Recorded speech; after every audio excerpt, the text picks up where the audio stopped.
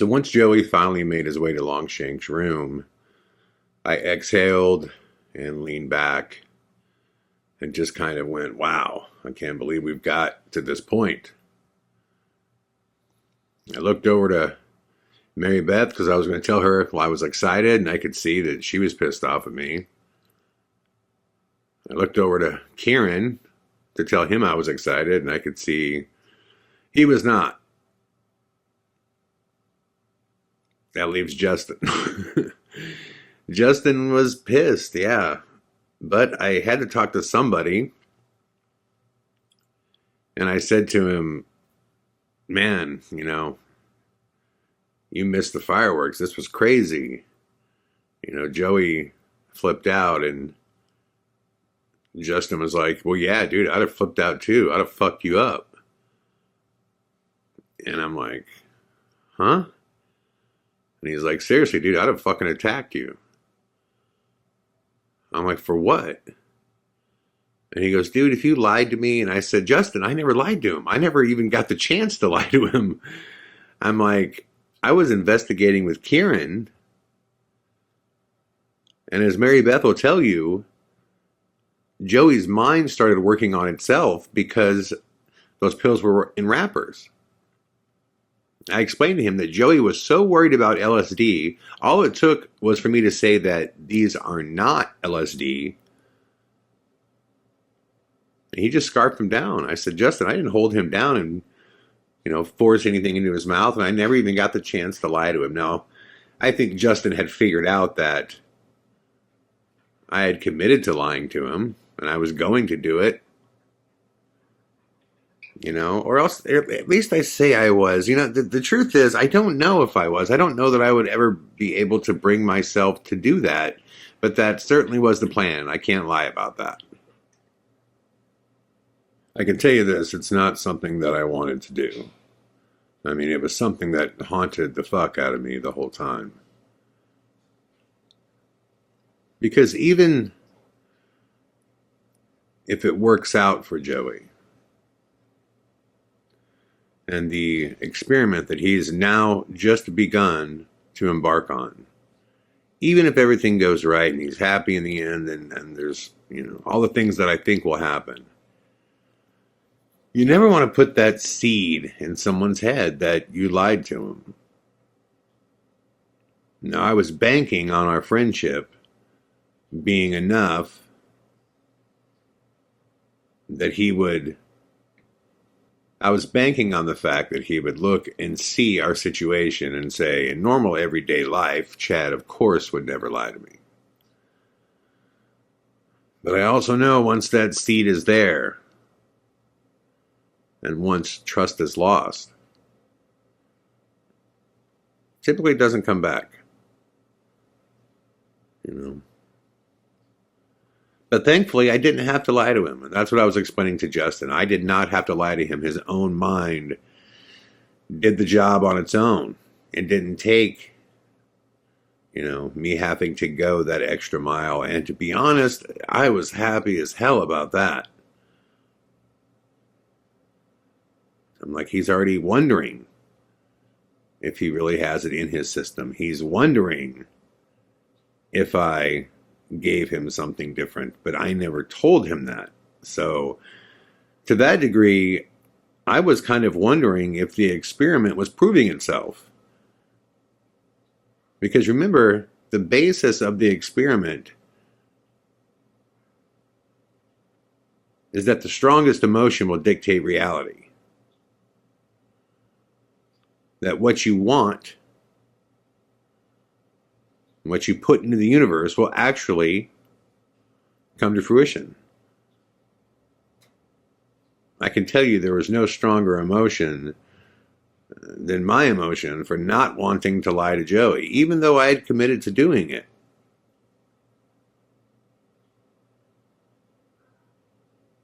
Throughout the entire investigation, I did not want to lie to him. And it just so happened that a series of events took place that were unplanned, unscheduled. This thing spiraled out of control, and it came back together in a way in which I did not have to lie to Joey to get a similar desired effect. So I ask you, is that my mind psychokinetically controlling the situation?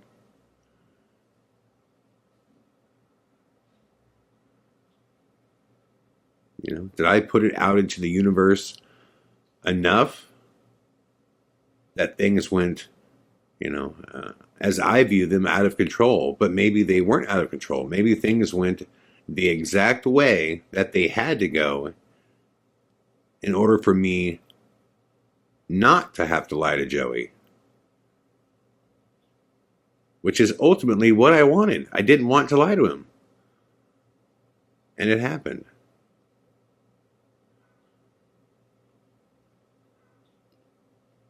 But you might be asking yourself the bigger question here,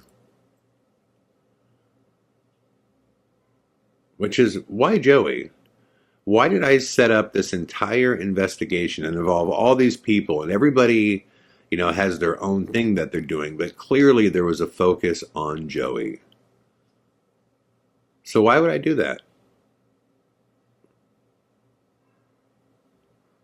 It's about our relationship, and it's about what I see in him and the magic that that kid holds. The first time I ever met Joey, I didn't know that I met him. And what I mean by that was, I was in my band 35 Inch Mutter in college, and a fraternity in Des Moines, Iowa, hired our band to play their party, which was really rare because we were a hardcore band, and usually the frat boys, they want to get, cover bands that play drinking songs and stuff. But at the time, my band was just blowing up around the area, and we were the first kind of rap, metal, hardcore band, ever in Iowa. So we took this gig thinking that it was open to the public. And we got there, and the head social chair for the frat house said, "Just so you know, this is a private, performance." And we were like, "What? No, man, we're not playing a show to, 50 frat boys." And they're like, "Well, that's what we paid for." And I was like, "Well, no one told us that, and we've been advertising it. So we're going to have about 1,000 people show up here in about 2 hours." And they said, "Well, there's no way. I mean, we can't hold 1,000 people in our performance area." And I said, "Well, where is the performance area?" Because I was told there would be a stage, and we go around back, and it's this porch. It's basically a wooden porch, and below it is this open area where you could just stand around. They could put kegs, and I'm like, "Oh, this thing's a fucking nightmare." But they paid us a lot because fraternities paid a lot. And when I say a lot, it's relative. At that time, to get $5,000 to play one show was great. I mean, that's good money for an unsigned band. That's incredible money. So we were committed to playing the show. So what I basically just said is, "Listen, man, you guys lied. You don't have a stage. You have a porch that you want us to set up on and play. Your sound system is this, wonky house PA system." And it was just a piece of shit. So I said, 2 things have to happen if we're going to play. Because we already got the deposit for the money. We got half of it up front. And I said, 1, you have to get a real sound system in here. So you better get on the phone right now and get somebody that could bring out a real sound system so we can play. And number 2, you got to let as many of our fans in as this can hold. And basically it held about 300 people. So we already knew that we were going to be sending 700 people home pissed as fuck because they wanted to come see Mutter, and we advertised it. And they never shut us down on the advertisement. They let it run. So basically, right before we go on, I hear that there's these young kids that are refusing to leave. They want to come see 35 Inch Mutter. They're there. They're not taking no for an answer. And, the fraternity asked me, "Will you go talk to them, and be cool, say hi to them, and then kind of get them to leave?" So I go, yeah, no problem. So I go out to, where they're letting people in. And yeah, it's packed, but the truth is they could fit 5 more people. It's not a big deal. So I get out there, and these kids are so freaking cool, man. I mean, they're just like, listen, dude, we love your band. You have no idea, what your music means to us. And they're like, we started a band because of you guys. And I mean, that was just touching to me. I'm like, whoa, you started a band because you like what we do so much? And he was like, yeah, so how do I tell these kids, nah, fuck you, you got to go home, when they can look and see that we can fit 5 more people in?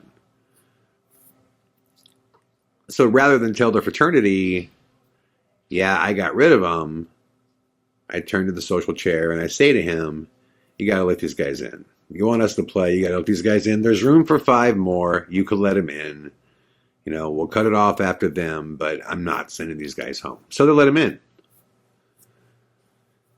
Well, 5 years later, I find out that those kids were Joey and Index Case. And at the time, I just didn't recognize them because, I mean, they were like, 14, 15. And our paths would eventually cross when they were like, 18.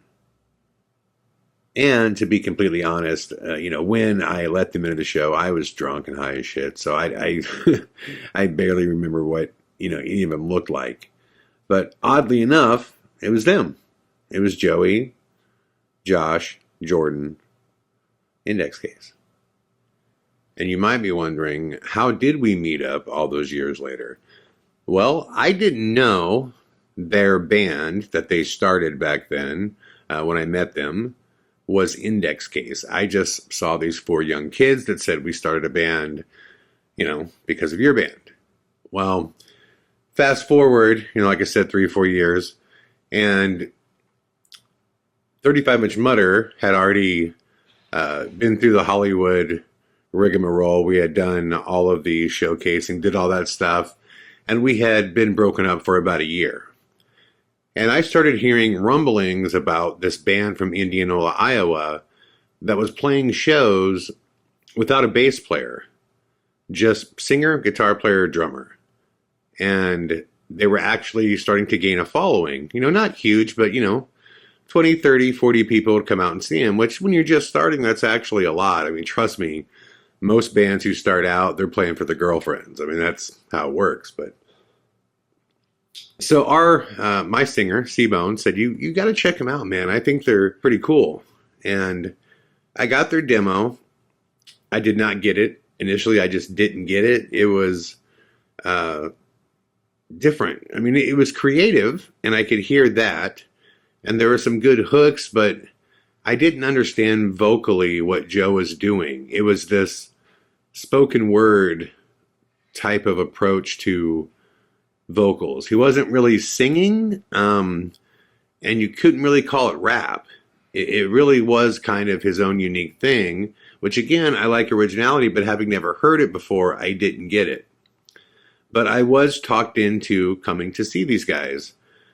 So I went to the show with C-Bone, and I walk in, and everybody in the crowd is just kind of swaying. There's a good 150 people there, and everyone's just kind of swaying together. And there's this, cloud of cigarette smoke, because back in the day you could smoke in clubs. And the lights on the stage are all dimmed, except for this one red light above this tall, lanky, awkward-looking Joe Ansley, who does something that just blows my mind.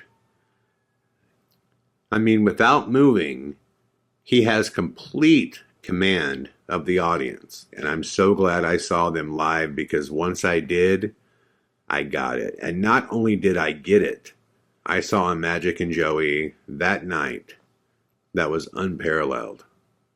It was just raw. It was just pure raw ability. And yeah, he was awkward and he looked weird in the beginning. And he looked like he wanted to hide from the audience, and it was just so authentic. He looked scared. But that's kind of what the music spoke of, this ability to overcome, fear, this ability to find courage in darkness. So to watch it live, you couldn't help but to connect to it. So afterwards, I went up and I approached the band and I said, guys, listen, I have all these connections out in Los Angeles and I've been looking for a band to manage. And every band in this town has hit me up, and they had literally 35 bands had approached me to manage them. And I just wanted something that I knew was special and unique and unlike anything else. And man, there was nothing more special and unique than Index Case. I mean, literally, I went into that show not liking the demo, not liking it, not understanding it, to being completely mesmerized and blown away by, the raw ability of a kid who, like I said, was awkward and had no fucking clue what he was doing.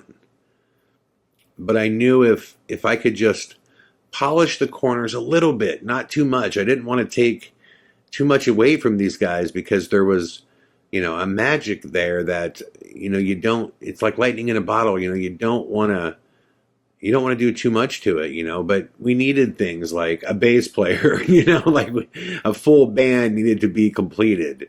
They needed to learn some things as far as songwriting goes. You can't just do 6 minutes of, verse with no chorus and call it a song. That's a part of a song. So there were little tiny things, but look, they would have learned all this stuff without me. They were just young, they were young, like any young band. In the beginning, when you start out, you're just, happy to be writing a song and playing a song that you wrote. That's a magical thing, getting good at that process comes much later. But I could see they were also advancing rapidly, like the little things that I knew I would give to them, they would take that advice and go 6 levels further, in like a week. So I knew they were special. I knew it. And I told them, I said, I realize you don't have a bass player. I realize, you got 50 fans and, now you got 51, because I was in that room and that was fucking special. And I was there and I'll never forget that night.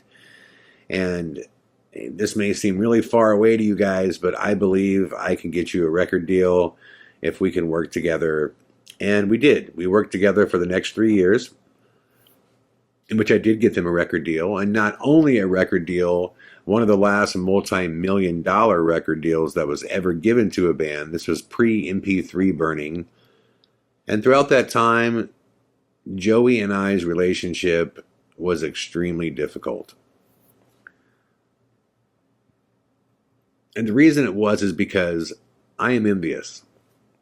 I was jealous of Joey, because I had never seen somebody with such natural born ability and gifts, but absolutely fucking lazy. And it just drove me nuts. And Joey just had this, it was almost like he was afraid of being successful. It was like anything good in his life, he would go to a certain point and he would stop short of committing. Just fully committing. And I saw it with his relationships and with all his exes. And I knew a lot of his exes. And he would go so far and then he would just destroy it. And then, he'd have these girlfriends, specifically one girl that he loved to death. And he truly did love her. And, he would fucking, destroy the relationship and then whine and cry that she was gone. And then she would come back and he'd be so happy to have her back, only to do the same thing over and over again. Right when it came to the point of the girl saying, I need you to commit, he would, intentionally, cheat or do something, to blow up the relationship. And not that he ever blew up his band, but there was always a reason why he couldn't fully commit, in my mind. I'm sure he would disagree, but I just know what it means to fully commit to something, and your life becomes that. When I was in 35 Inch Mutter, I mean, everybody knew where I stood. That's it. That was what I did 24/7, period. To interrupt me, you better be on your deathbed, or else don't bring it to me. I'm working on Mutter. And that's how I got us where we were at. And that's what I wanted for Index Case, and that's what I wanted for Joey. And what I found was, is I became like this silent, fifth member of the band that became that guy. That I did all the nonstop around the clock industry work to get the band signed. And I always felt like Joey could have done it. And he could have done it, but there was just this fear, and just like in all aspects of his life. And it was something that bothered me. And I felt like until Joey finds a way to commit and to face the things that he's afraid of, he is never going to become a man. Never. He's always going to be that super likable guy that everybody wants around because he's so fucking naturally charismatic that you can't help but to want him around. He's so funny. He is just a good guy, I mean, you just want him around. But, that's not a profession. Good guy you want around. That's not that's not the trademark of a man. That's not somebody that, you would go to war with and be like, dude, you got my back, I got yours, let's fucking do it. There's something about a brotherhood that's really special, and I felt like my relationship with him could only go so far until he became a man.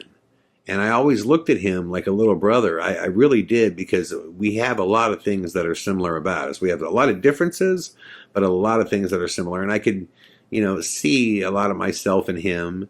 And I always felt protective of him. But it's like, I don't want to have a relationship always be that way. I mean, at that time, he was 18 years old, I'm 42 now. I don't want to look over my shoulder and at 42 years old feel like I have this little brother that needs help. And I don't today. I mean, Joey is definitely his own man. But at that time, Joey was 30 years old going on 12, And I just wanted just one thing. I just wanted him to commit to one thing, man, and overcome it and see that you can fucking do it, dude.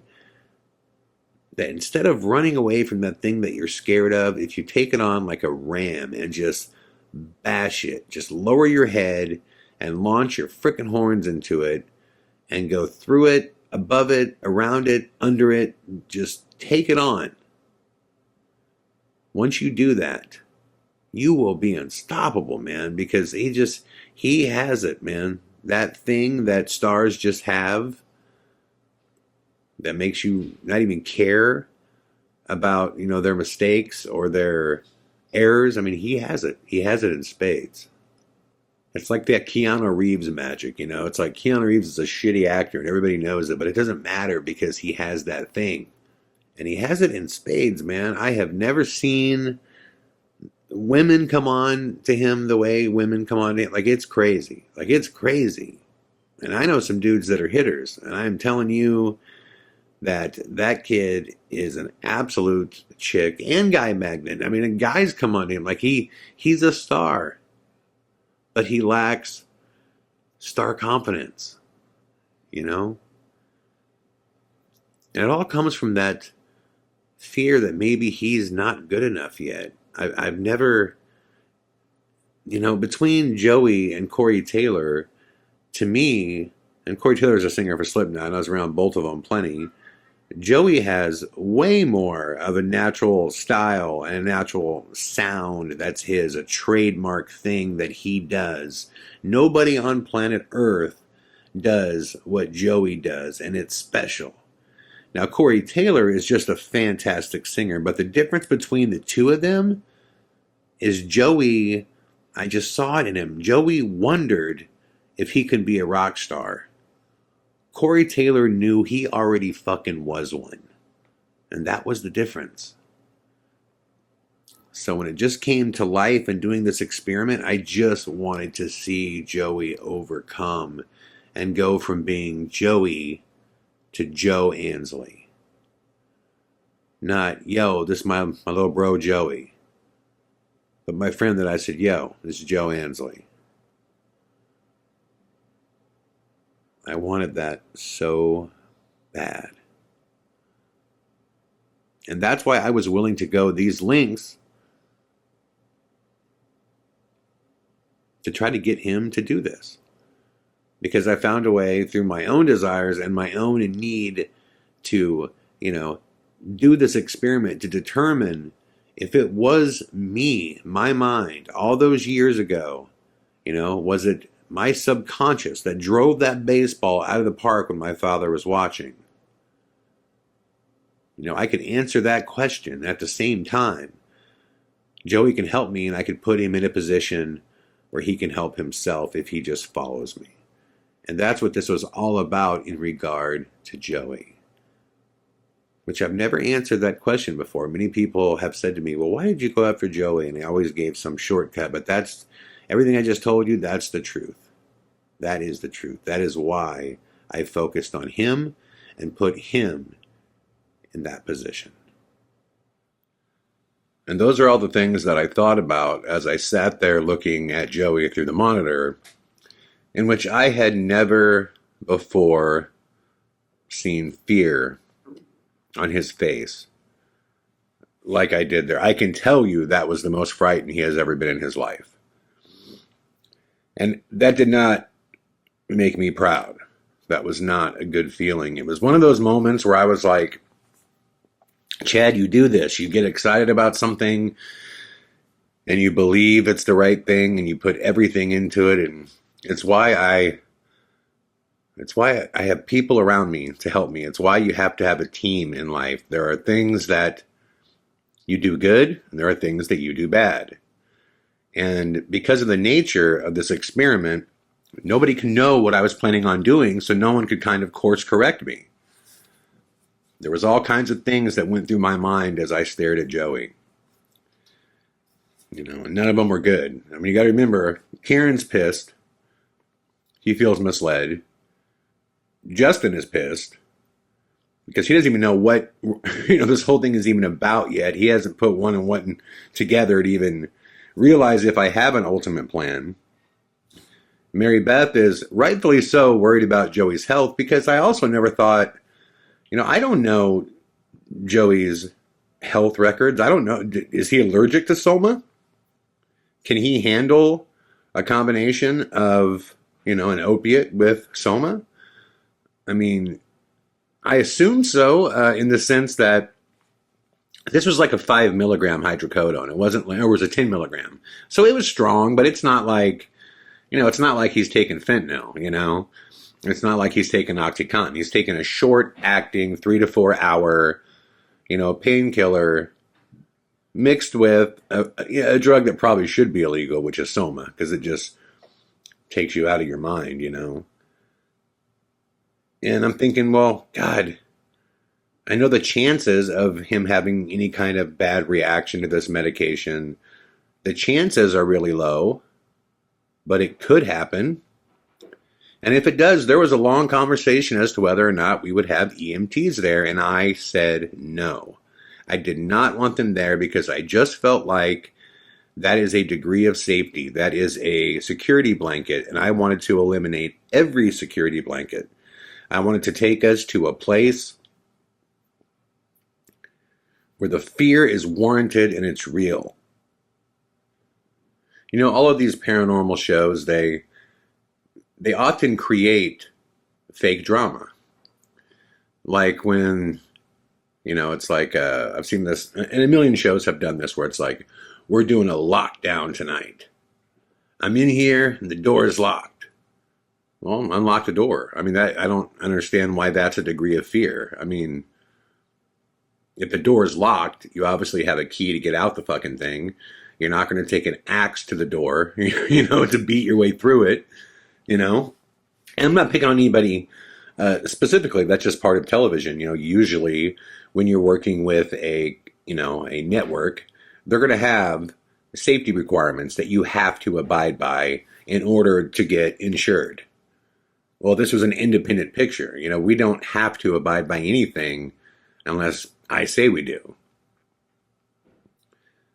So finally, I wanted to make a film in which the fear is real and warranted. Joey did walk 4 flights of stairs with no handrail and a, vicious drop that could kill him. He had no flashlight to see where he was going. He had to do it by feeling out the wall. If something went bad with the chemicals that he introduced to his system, there were no EMTs. There was no quick way to get him to a hospital. This place is extremely haunted, and we don't know what that means. We don't know the abilities of a John Sage. We've never been to a place with thousands of years of history. We've never done that. This was our first, paranormal investigation in England. So all this stuff is going through my mind, and as I sit there, my anxiety is just building and raging, and I am just becoming so uncomfortable. And I'm looking at Joey, and he is terrified. I mean, like, he looks like a deer in headlights, like in shock, like he can't move. He's so scared. His bottom lip is just trembling, and I look over, and Kieran is starting to look scared. He's uncomfortable by what's going on, and Justin's uncomfortable, and Mary Beth was uncomfortable, and I'm starting to think, thank God they're watching Joey right now, because a second ago they were all looking at me like they wanted to jump on me and kick the shit out of me, So their attention is now trained on Joey, and so is mine, and you can feel the energy change, and weird things start happening. We hear that sliding sound again above us. A few seconds later, Graham runs in the room, and he was like, "So what was that?" And we're like, what? And he starts saying that he's hearing knocking sounds throughout the castle. And specifically, he said somebody beat on the front door 3 times. Now, the front door there is this massive wooden, old school, exactly what you've seen, straight out of The Hobbit or Lord of the Rings, this big wooden door. There's no way to just dink, dink, dink with your hand. To knock on that thing, you got to hit it with force. And Graham is saying that he heard 3 times, just in succession, thong, thong, thong, against the door. It's like, what is going on? We're hearing, the opening and closing of doors now. And I didn't include the opening and closing because I didn't know if it was legitimate or not. I know Graham is running around. So is he opening and closing doors? I know Graham's wife is there, and I don't know where she's at that time. She was supposed to stay in their quarters, but I don't know. Things just got hectic, man. They got crazy. And it was the most uncomfortable that I felt the whole time that I was there. And we're watching Joey, and I just want this over with so bad. I know Joey wants it over with, but I just really want this over with. In my head, this is going to work out incredibly well. He is going, he's facing that fear. I'm like, I am watching this dude become a man, because to be honest, guys, this is no bullshit. If you've ever been there and seen how scary this place is, and Joey is naturally afraid of this stuff anyway. So we're talking about not just a normal paranormal investigation. Understand this. The most haunted place in the entire castle is King Edward Longshank's bedroom, where John Sage raped, tortured, killed, burnt, and chopped up hundreds of children.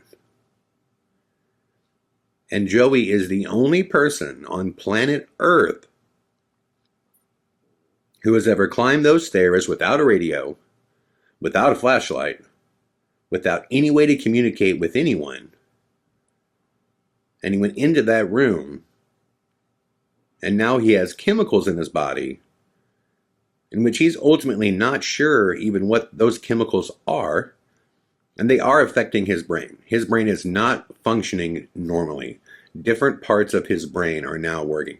That is badass. And he is the only person on planet Earth that can tell that story. For the man who says he measures his wealth in memories, this one is a doozy. So after staring at Joey forever, we're all just, dialed in on him. Finally, his expression starts to change. He looks a little more relaxed. His eyes are starting to get glossy. And I can see that, yep, the drugs are kicking in. And that's just it. What Joe never knew the whole time is I didn't give him a drug that would make him more uncomfortable. Like I said, I didn't give him Coke or any psychedelic. I didn't give him any kind of methamphetamine. I gave him something that should relax him and make him happy. And I figured that would be the smartest thing to do because I thought that his anxiety would be going through the roof. I thought he would be next to suicidal. He'd be so fucking freaked out.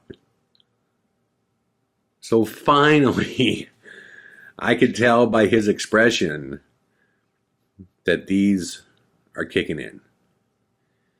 And they call that combination a Vegas cocktail. Because it's supposed to be one of the more enjoyable combinations of prescription meds. And I'm not going to lie, I've done it before. The Soma was too strong for me. I've done it once before. And the Soma was too much for me, but people enjoy it. And I could see on Joey's face that he's calming down. Until finally, we see this little tiny grin come over his face. And all of us simultaneously just start laughing, just dying laughing, because we can see that he just went from the most terrified he's ever been in his entire life to smiling. Now think about how impressive that is. He went from being more scared than he's ever been in his entire life to smiling, and the difference was the way a chemical affected his brain. The location didn't change, his circumstances didn't change. What changed is how his brain is working. And without question, that should have an effect on the environment around him.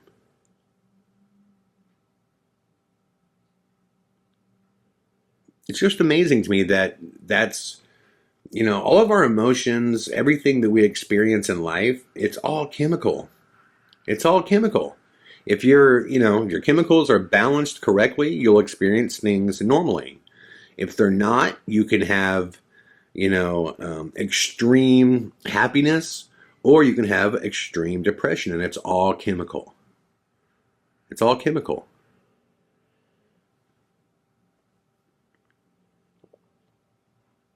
So finally I see Joey hold up his wrist and point. He had a watch on. And he points to it, meaning it's time. He wants to come back down. And he's got the biggest smile on his face.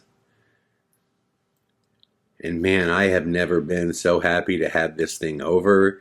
And I'm thinking the last step is just get him down the stairs that have no, rail to grab onto, because I know he's going to come flying down those stairs, happy as hell, full speed.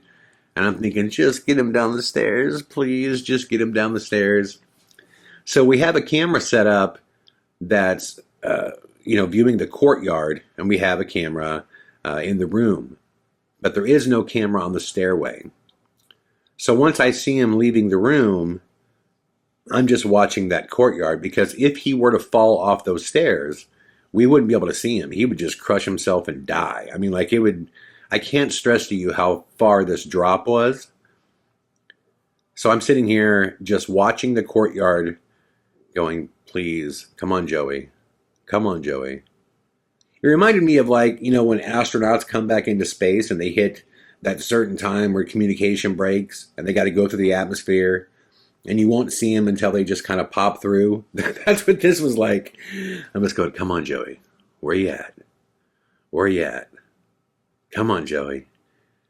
And it took a long time. And I was like, oh, man. Oh, no. I'm like, do not tell me that Joe came out of there stoked and went skipping down those stairs and missed them. And I was like, oh, man, do not tell me that Joey came out of there. And I was like, oh, man, do not tell me that Joey came out of there stoked and went flying down those stairs and missed one and fell. Oh, no. So I'm freaked out, and suddenly we see Joey come walking out, and he's jogging. He's jogging, and he's throwing his hands in the air, and he's like super stoked.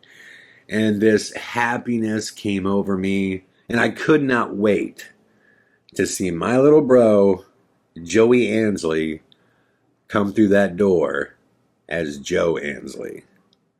And he did. He came through that door and he's like, what's up, man? And he was like throwing his hands up and he was like, let's party, baby. I mean, he went from being, like I said, the most scared I had ever seen him to the most happy that I had ever seen him. I mean, he was throwing his hands in the air. He was high-fiving. He was jumping back and forth. He was incredibly stoked, and all he wanted to do was party. He just kept saying, let's party, man. Let's party. And he would pause and he'd be like, I did that shit. Alone, solo, alone in Longshank's bedroom, motherfucker. I mean, like, he was so stoked. A lot of it I didn't use because he was swearing so much. Not that I obviously, I include swear words in my documentary, but man, there was a couple where he just went off, But if you look, yeah, he's incredibly stoked, and it was just so rewarding. It was so rewarding because it was almost like everybody just forgot that they were mad at me too. Thank God. I think everybody clearly got it in the end, what I was shooting for, but there was just so much risk that people just were not comfortable taking. And I guess, right or wrong, I was comfortable taking it. I wanted this moment to happen. And I did. I saw growth in Joey that was so impressive. And I mean, you want to talk about courage. Courage is not the inability to feel fear. Courage is when you're terrified and you go anyways. And Joey was mortified of that challenge, mortified of that experiment. And he did it. He did it, man. He did something, when you think about it, ask yourself that right now. Like, genuinely picture something that you're terrified of, that absolutely terrifies you. Say it's snakes. Say you're terrified of snakes. And I'm like, okay, your challenge is to go down in this box that you can't get out of, and I'm going to dump a shit ton of snakes on you, and you got to sit there and let them crawl over you for like 2 hours. I mean, it's something, akin to that. I mean, it would be, for me, it'd probably be heights. Like, I am so afraid of heights. I'm not afraid of flying because the ground at that point to me looks like artwork. So I just don't process it as the ground. But I remember when I used to hang siding, they would send me on those planks up to like the second or third gable, just like 2 or 3 stories above the ground. And I would be damn near hemorrhaging. My body would just be, oh my God, yeah, I would be shaking with fear, man. It was like, I was just bleeding fear. I mean, I couldn't do it, So that would be like somebody saying to me, Chad, you got to go up to the 5th story gable, and you got to walk around in the wind, as the planks are swaying. You got to work. I mean, I couldn't do it. I mean, I wouldn't do it. I'd piss my pants. I'd be so freaked out. So to see him accomplish that, oh man, it was everything that I hoped it would be for Joey. We still had the experiment to look at later and all the results, and we'll get into that. But on a personal level, I just watched Joe grow into a man, just go from Joey to Joe, And thank God, when it comes to his emotions and everybody else kind of seeing what happened, thank God this went the way it went. But it begs the question, did it go that way because that's just naturally the way it went? Or did it go that way because psychokinetically, collectively, we made it go that way? You know, as I looked at Joey's excitement and how infectious it was, it reminded me why we were there to begin with. The entire experiment of A Blood Red Sky was about, do our minds control our environment? You know, do we get back from the universe what we put out? And not just in, like the way you can influence somebody. I mean, I understand that if you're in a good mood and you hang out with somebody who's in a bad mood, somebody is going to have influence over the other. Either the person that's happy might have their, mood brought down, or the person who's upset might feel a little bit better. I mean, I'm not talking about that. I'm talking about things changing. And the change that I noticed was, for the first time since we had been there, nobody seemed scared of Chillingham Castle. We sat and talked for probably, 30 minutes about what happened during Joey's experience upstairs, which I'll get into in a second. But after we were done, Joey was in his let's party mode, and he wanted a beer or a glass of wine, and on top of what was already in his system, which was probably wasn't the smartest thing, but everyone was just super excited. And I remember Joey, went to his room, I went to mine. Everybody just kind of, went back to the rooms for a minute before reconvening in my room. And I don't remember hearing anything or seeing anything that was weird at all. And when Joey came back to my room, he clearly wasn't, out of breath from running or sprinting. It was the first time that I saw everybody smiling. And nothing happened, in the castle. And even the moment that I thought maybe things would happen again, it didn't happen, which was after everybody had went to bed. I knew we were leaving the following morning, so I wanted to see if I could hear the children singing again, because I told you on multiple nights I heard it, but the last night out there I did not hear it. So I waited up till 3, 4 o'clock. I think it was actually a little after 3. And I went out and I sat in the courtyard for about an hour. And I did not hear anything. And I do remember having kind of a sad feeling about that. It was just such a fascinating thing. I wanted to hear it one more time, just to be ultra certain that it was real. And, it wasn't there. So I was looking at the mannequins again, and I just told myself, if I see, the old man in the window, I am not going to freak out. I'm not going to freak out. So I look at the mannequins, and they're just mannequins, and I'm like, okay, I don't see Sir Humphrey anywhere. So I decide to have a cigarette, which I don't think anybody liked me having cigarettes in the courtyard. I never dropped a single one on the bricks. Never, ever, at all. In fact, I would carry a cup to make sure that not a single ash hit Chillingham Castle. It was the most courteous I've ever been to a location. And right when I was done with my cigarette, I was like, okay, it's time for bed. I turn around and scream bloody murder at about 4 a.m. in the middle of the courtyard. Because although Sir Humphrey was not in the windows by the mannequins, he was standing in the doorway looking at me. And the guy got me for the third time. I freaked out. He didn't say anything. He just kind of shook his head. I'm sure he kept thinking, why is this kid screaming every time he sees me? So, yeah, I went back to my room and I crashed. And I slept like a baby. I slept like a baby. And to my knowledge, everybody else did too. Which, that was different. And what had really changed? I mean, think about what had changed. Let's start with Joey's investigation. He was terrified, obviously. He said the walk up the stairs to King Edward Longshank's bedroom was one of the scariest things he'd ever done in his life. Those are his words.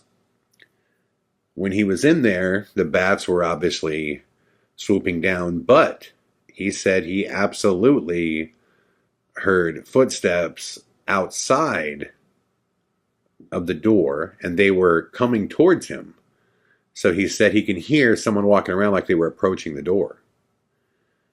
But he said every time they would get to the door, they would stop. He did not hear footsteps inside the room. But he also said that once he got up there, the drugs that he had in his system, which one was designed to relax him, and one was obviously designed to give him a sense of euphoria, he said that his fear did start to dissipate, and he started to find a little more humor in his situation. And he said the better his mood was, the less he thought he heard things, or potentially the less things happened, which is my contention. Now, when Joey was freaking out, it was almost like the castle was reacting to him. If I look back at it, when he panicked and left, and I found him in my room, what I found him doing, he was trying to choke himself to puke. Now, the camera didn't pick that up. By the time I got back to my room when you watch the movie, he's just standing at the sink and you don't know why. Well, he was in there, a good 20 minutes after he took the meds, trying to make himself puke, to the point that he was having dry heaves, because it was way past the point of him throwing up. I mean, that stuff had already begun to, break down his system. His liver had already started to process it. But that's what he was trying to do. Now, when that happened, Graham said he was hearing things all over the castle, including the knocking on the doors, the front door, that big front door. And as I mentioned, that front door, like I said, it's big. And, to have this repeat knocking occurring, it's not like it could have happened in some natural way. I mean, at no point did anybody report that, the front door bangs all the time.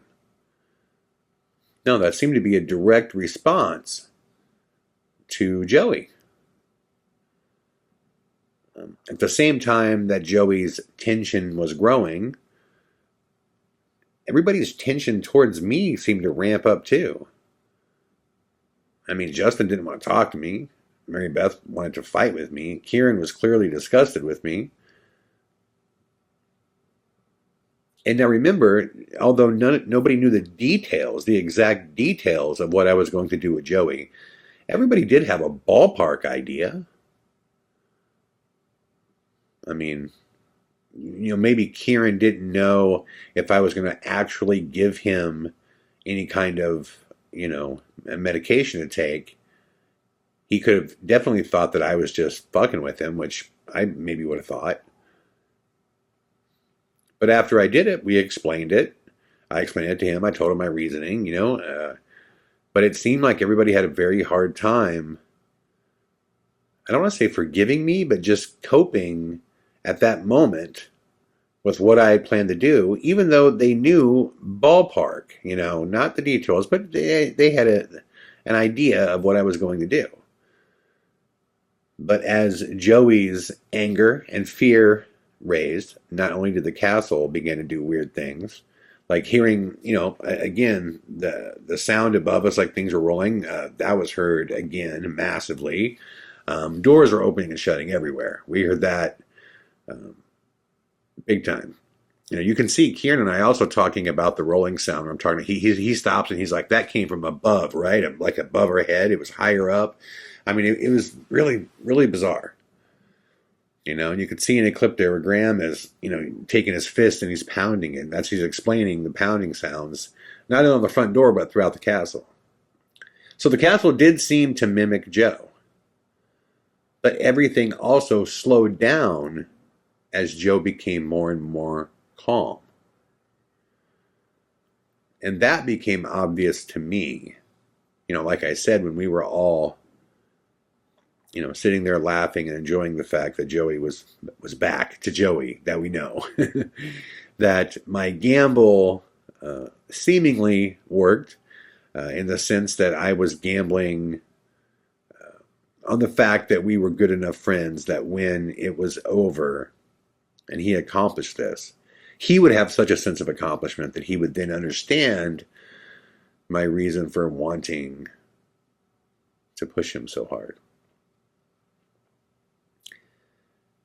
And in that moment, I felt great. It was the first time that I had felt like, really happy about what we were doing and pleased.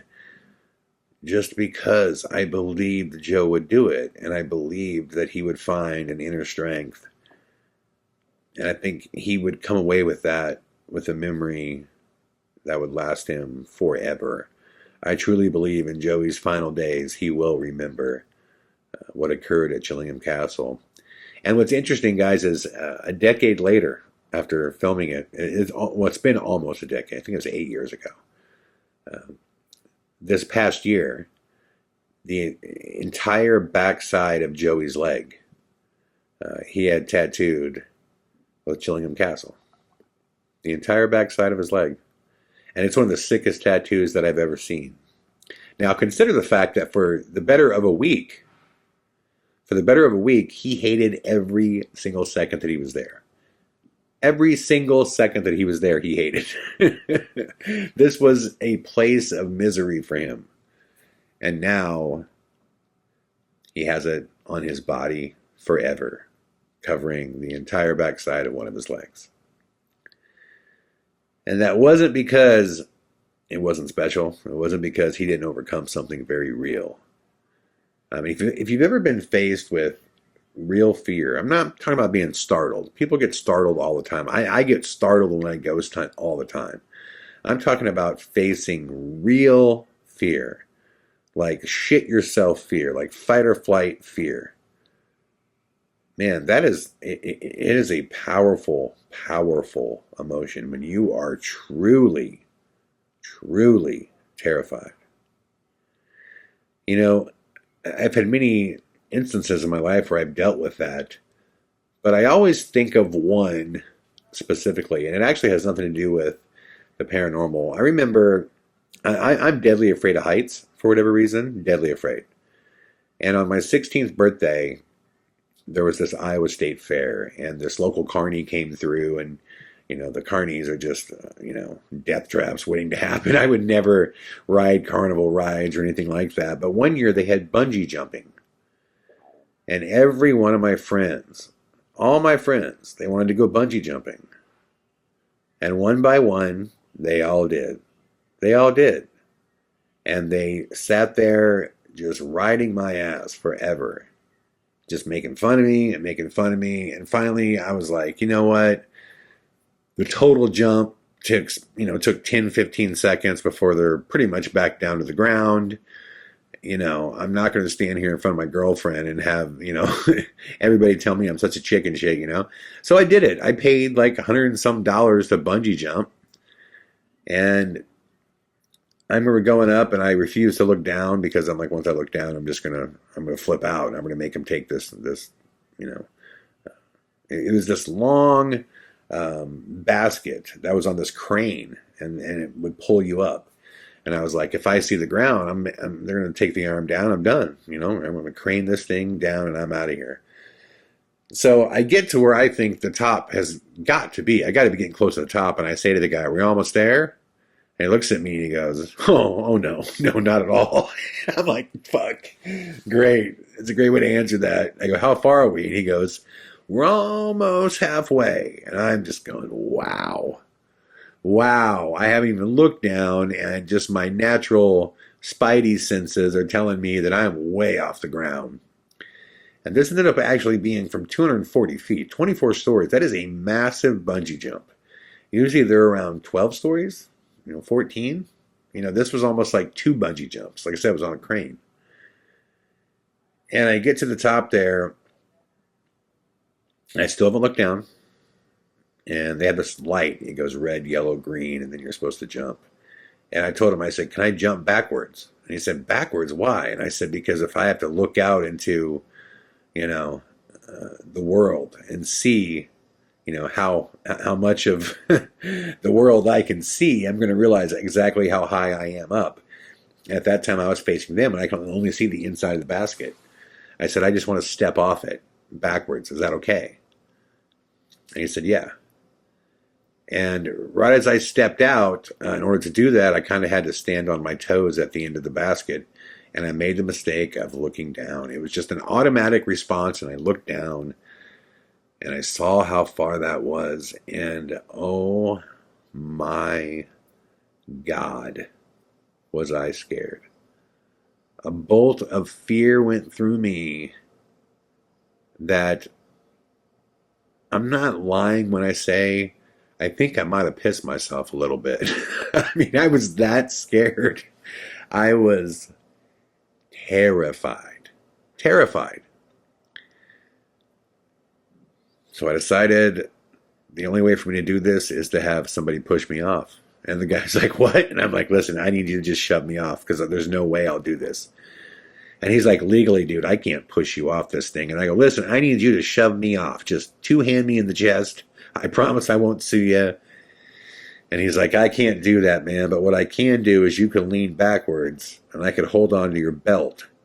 And when you get at an angle that I know you'll go, then I'll let go. And I'm like, well, fuck, I guess if you can't shove me, that's the only thing I could do. So I get out there and I start leaning back. And he's like, okay, lean a little more. And he's got to make sure that when I fall, I clear the lip of the metal thing I'm standing on. And I'm like, he's like, okay, lean a little more. And I'm leaning. And then finally I realize I'm definitely at a major angle where I will fall and clear it. And he goes, 3, 2, bye. And just lets go right at 2. And the fear I felt when I was falling, yeah, it was, I almost went into shock. I literally almost went into like a shock and then like a coma. Like I've never been like this. I thought I was going to go into a coma. I mean, I have like, guys, there are no words to express the level of fear I felt as my stomach just got sucked into my throat. And, I felt like I was going to piss, shit, and puke at the same time. And the next thing I know, I'm bouncing, and it's very comfortable. And I'm like, whoa, this doesn't hurt. And I'm like, wait a minute, I'm not dead. And it dawns on me that I'm not dead, and this powerful, positive energy comes over me, and the adrenaline kicked in at that point, which, if you've ever had a real adrenaline spike, a legitimate adrenaline spike, they don't make drugs that feel that good. A real adrenaline spike is the highest you will ever be. I mean, your body just feels so good. Pain cannot penetrate it. The endorphins just flood your brain. I just felt like $1 million, and I was nothing but amped. And I went from, piss myself scared thinking I was going into a coma to feeling high and happy as hell by the time I got down. But that's the kind of fear I'm talking about, guys. Like, when you're so scared that you're seconds away from your body just shutting down and going, nope, can't deal with it. We're going to put you in a coma. We're going to put you in shock. The body's like, we have some natural anesthesia for you here, buddy. That's how scared Joe was. That is how scared Joe was. And ask yourself, have you ever been that scared? And if you have, could you still force yourself to go do the thing that made you that scared? As I've said before, I do not think courage can be measured by what a man does. I think courage can only be measured by what a man does that he's afraid of doing. When you're scared and you go anyways, that's courage. For someone who's not afraid of heights, bungee jumping is not courageous. But what I did in that moment was courageous. For somebody who's not afraid of the dark or ghosts or spirits or anything like that, nothing about Joey's voyage is courageous. But for Joe, who had multiple layers of fear, am I going to start hallucinating? Am I going to lose my personality? Did my best friend just betray me? Is there a ghost waiting for me up there that's going to, mess my whole world up? Like, I've never been to this level of haunting before. Like, there were so many things that terrified him. And still, he went. It's one of the sickest fucking things I've ever seen. And Joey did it. And I would present to you that he is the only person on the planet that has ever done it. Under those circumstances, one human being has done what Joey did. Joey. So what about Justin? What happened during Justin's part of the experiment? Well, if you watch the movie, Blood Red Sky, obviously you see little clips of the video that he had to watch. There's like these crazy surgeries going on and, people, getting hit by cars and, people setting themselves on fire during protests during Vietnam. And, it was just designed to make him watch things that are utterly disturbing. And at the same time, also mess with his auditory senses for sure. So he would have these incredibly loud explosions and beeps, and sometimes these beeps would go on for like 2 minutes. I mean, if you ever sat and listened, like just imagine right now, like for the next 2 minutes, you turned your stereo or your computer or your headphones, whatever you're listening to this on, if you're on your iPhone, whatever, right now, just imagine for 2 minutes if I went, and you just had to listen to that for 2 minutes. And then at any moment, it's going to come back on, 30 decibels higher than everything else. And this is going to go on now for the next half hour. I mean, that's why I always said Justin's is the one I would never do. I would never do that because I don't trust myself when my anxiety is through the roof. That's when I make bad decisions. Pressure, I can handle. Like, there's a weird calmness that comes over me when I'm under pressure. I think that's why I was a good baseball player. There's just a calmness that I have, and it's just a focus. I just, in a pressure situation, I look at what needs to happen now, and it's like tunnel vision, and I'm able to focus on that. But when all my senses are all jacked up, and when I'm annoyed to no end, and when I don't know where the next, painful event is going to come, whether it be watching something that just hurts to watch, or hearing a sound that's like fingernails on the chalkboard, I would not want to go off into a haunted location or any potential location that has, danger around. If I'm in that mind state, just me personally, that's the one I would never do. And Justin did it. And he hated every second of it. And he grew more and more pissed off at me by his own admittance as, it goes. Now, in the film, you see him go, Kalik, nobody does disturbing like you do. Well, that was a part of a diatribe. As he was walking to the stairs, he just went off on me. And that was just one little part of it. For a good 5 minutes, he was just ripping my character, just like, just everything you could rip into me about. It was tough to listen to. And what's really crazy is the whole time Justin was doing that, as he bitched and made his way up to the stairs and got to the room, And he was pissed in the room. If you watch the footage of him when he was in Longshank's bedroom, he's just going, God, this is driving me nuts. I mean, he's gritting his teeth. He's so pissed. At that same time, because we didn't even really watch him, because if you remember at the time that Justin was losing his shit and was angry at me, it just so happened, the timing just so happened that so was everybody else.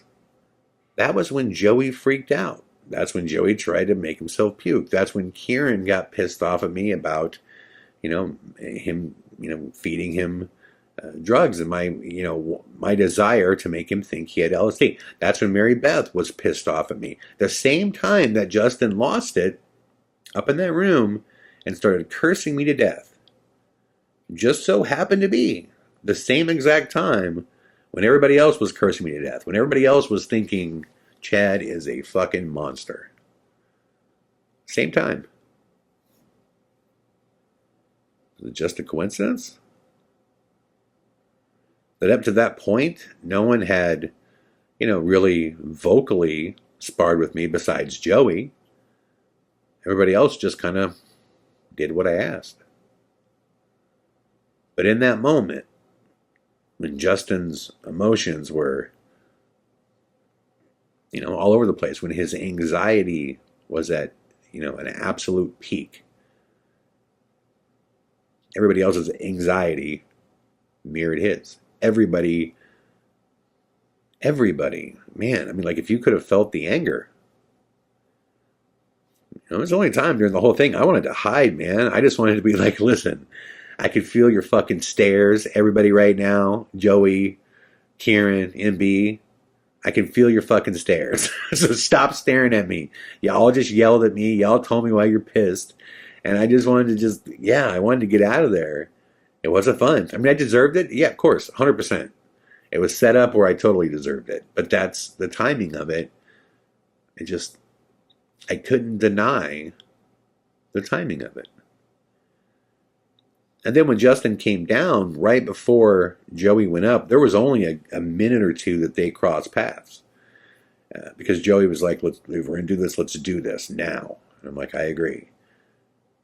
And so I start filling Justin in about what happened with Joey. And he's just looking at me like, you dick. Like, I hope you're happy. The dude's up there choking himself. He's sticking fingers down his throat. He's dry heaving for you. And I'm saying to him, Justin, I that's not what I wanted to happen.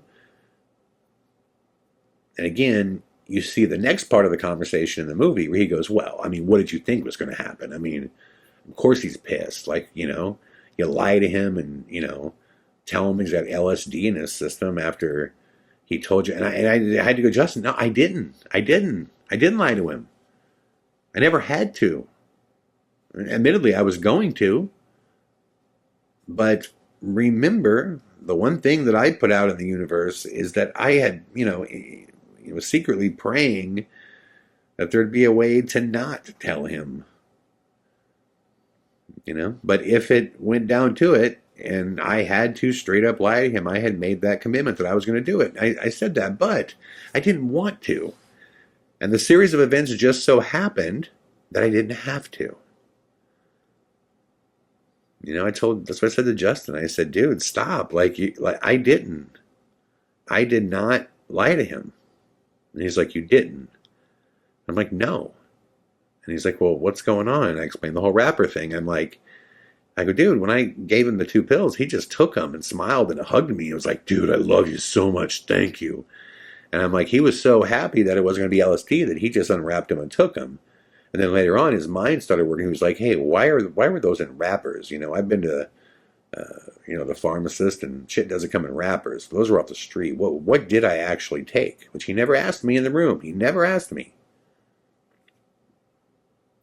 And as I told him, Joey, before this is all over, you will be the one taking the drugs, not me. I will not put something in your system. I will not sneak it in. It will be your hand that does it.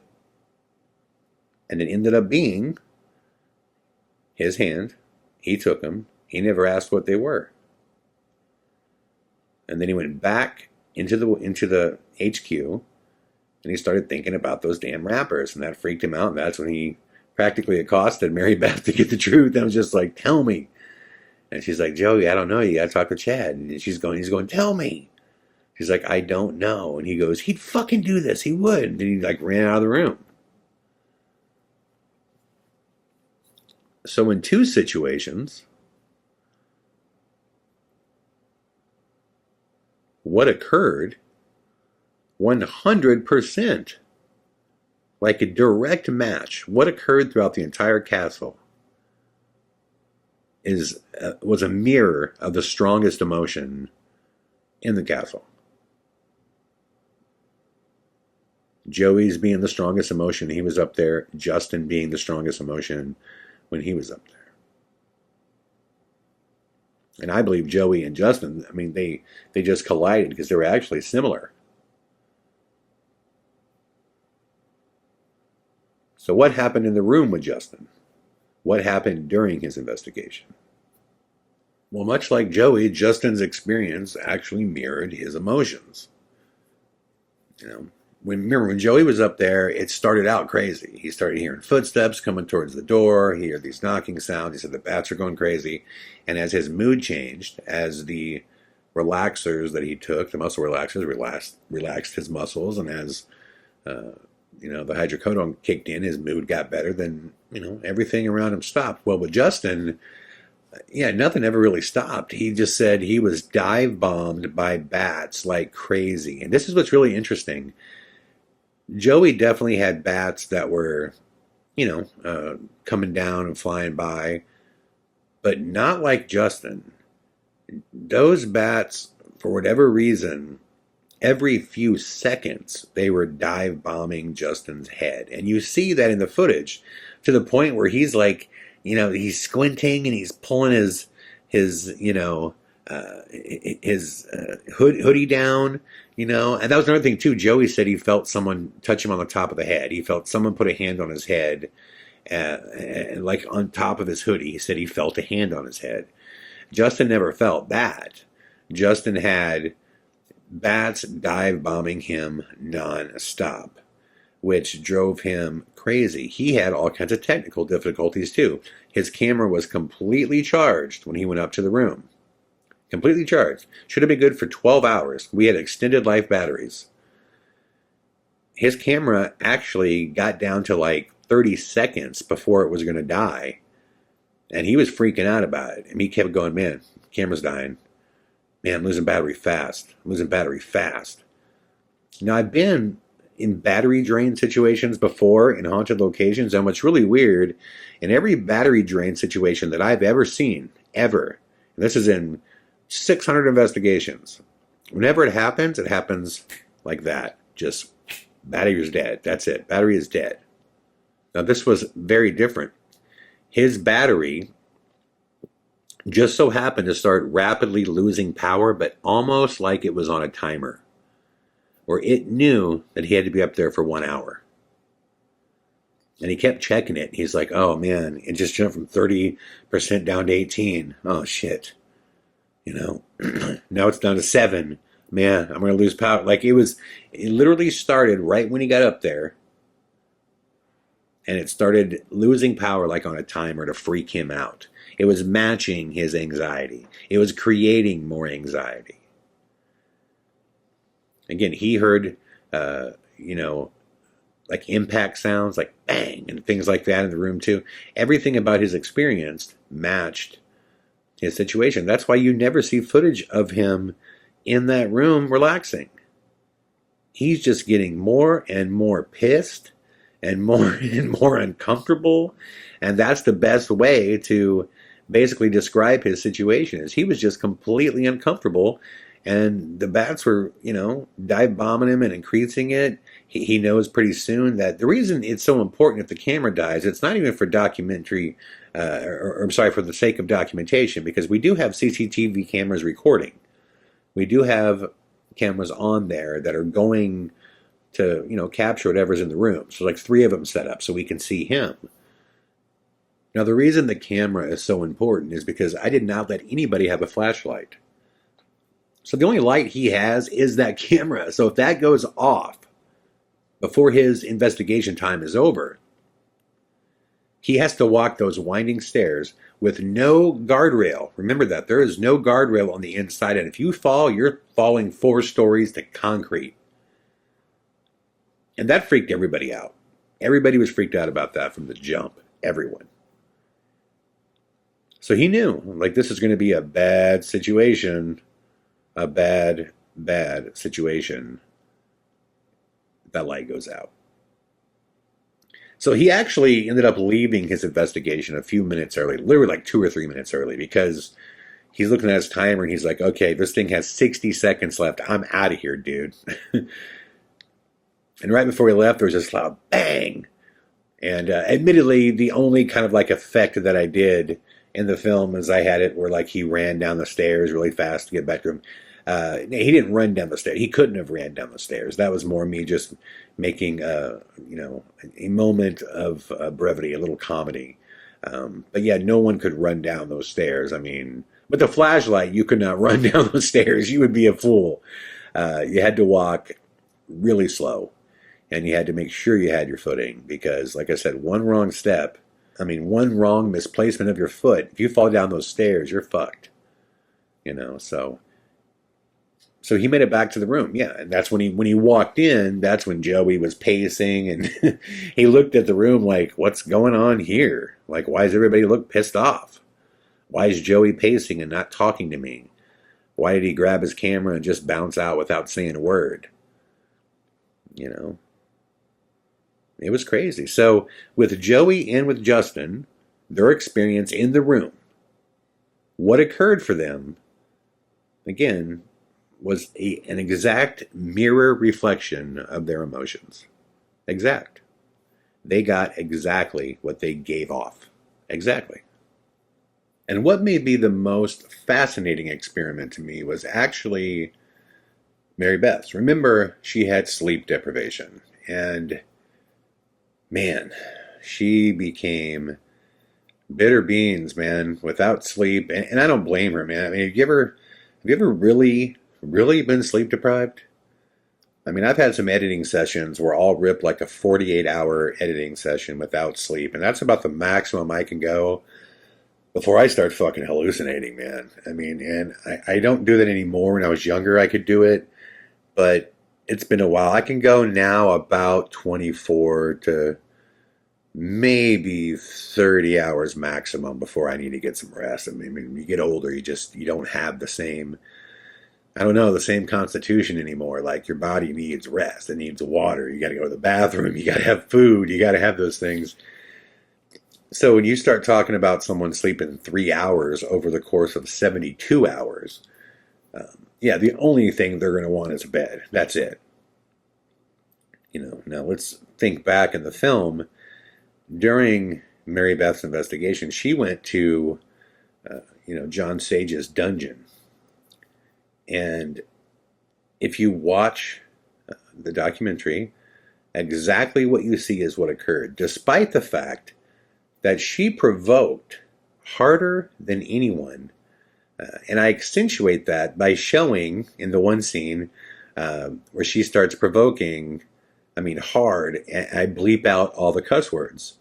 And it gets to the point where it's almost like one solid tone of just bleep, bleep, bleep, bleep, bleep, you must bleep, I told you to bleep, and just goes on forever. Well, she did this, throughout the entire dungeon and in every other room she went to. She pushed hard. But what she wanted the whole time was sleep. Her head just wasn't there. And she admitted that. She said, the truth is, I didn't care if I got evidence or not. Yeah, I was provoking, but she was like, there wasn't really any intent behind it. I was doing it to see if something would happen. But there was no avoiding the fact that she just wanted sleep. But she was also interested in the experiment, so she wanted to see, if I go through the motions, but the intent isn't there, will I get any responses? And absolutely nothing major happened to her. And she said that she felt like it was because she wasn't there. She wasn't engaged. She really wasn't engaged to it. And what's really interesting is even though she, was provoking more than anybody else. What happened in the control room with all of us? We started falling asleep. I actually fell asleep. Despite the fact that she is going that hard, we all got sleepy. How interesting is this? But the one connection between all three of them is, again, what occurred where they were at mirrored their intent and their greatest want, desire, and their emotions. Nothing happened with her investigation to her. She didn't want it to, admittedly. She didn't care. She just wanted to sleep. That's it. That's all she wanted. Justin got dive bombed and, by bats like no one's ever seen. And, what happened with Joey. So, all three of them, they just, whatever they wanted is ultimately what they got. Now, I'm going to get to my investigation on the next episode. But before I do, think about this for a second and apply this to life. How many times in life have you had those moments where you kind of feel like, you have a greater hand to play than maybe science would give you credit for? What I mean by that is, whenever you meet somebody or when you are in a situation where you have something go wrong, right? Nobody ever says to you, well, man, just stay negative as fuck, all right? Just be really negative, okay? That's not what we say, right? We say, well, stay positive. Stay positive. Why do we say that? Why is there an innate feeling that things will ultimately be better if you just stay positive? No one ever says stay negative. Stay positive, man. Just stay positive and things will work out. I mean, how many times have you heard that? We say that because it's true. In any given situation that you're in, apply anger and negativity or focus and positivity and tell me which situation is going to work out for you and which situation will things go better for you. And whatever the options are, whatever the directions are that things can go, if you apply negativity versus positivity, which state of mind do you have a better chance of receiving a goal or receiving the outlook that you want to have happen, the reality that you're hoping for? We always say that, stay positive. And I think I didn't realize it when this whole experiment started, but that really kind of was, in so many ways, what this test did. Not the stay positive thing, but, stay whatever you are, and, whatever emotional state you're in. It appears as though the world around you is a mirror. And that brings up bigger questions about consciousness and what is reality and what is time, and are we in some fucking matrix where we control everything that we're experiencing? It gives new light to the whole, if a tree falls in the forest, doesn't make a sound. Well, what if there is no forest and we just think there's a tree and we're creating that reality? This is a big, big concept, but at its fundamental level, it goes back to stay positive. Meaning you have some mental control over your situation. And that's really what I wanted to see when I did this experiment. If, Justin is riddled with anxiety, will his, world become madness? If Mary Beth is sleep deprived and she just wants to go to bed, will the world around her calm down? Will it become almost, as silent as she needs it to be to go to sleep? Will everything stop happening where absolute boredom sets in? So she just sleeps, If Joey goes from terrified to happy due to drugs, will his environment go from, scary to jovial just because the chemicals in his brain changed? Right? Like, these are major, major questions that I have. And we'll get into more of the answers, and we'll also find out what Kieran's thoughts really were, his complete thoughts on the entire event, on the next episode.